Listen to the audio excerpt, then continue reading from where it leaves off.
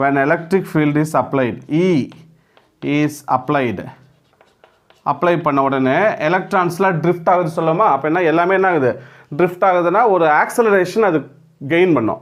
அந்த ஆக்சலரேஷனை கெயின் பண்ணிச்சுன்னா அதை நம்ம என்னென்னு சொல்லலாம், acceleration of electrons which is equal to a equal to general formula நமக்கு தெரியும், force by what is that, mass M.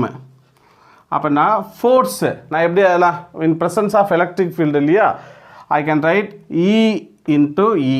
இது ஆல்ரெடி நம்ம படிச்சிருப்போம். இதை ஃபோர்ஸ்னால் என்ன meaning, F which is equal to charge into electric field படிச்சிருக்கோம் இல்லையா, அதுதான் இந்த இடத்துல e into e divided by mass எம்னு represent பண்ணுறேன். அப்படின்னா ஆக்சலரேஷனை நான் எப்படி எழுதலாம், acceleration of electrons a vector which is equal to e vector divided by m. இந்த ஆக்சலரேஷன் தான் ஒவ்வொரு எலக்ட்ரான்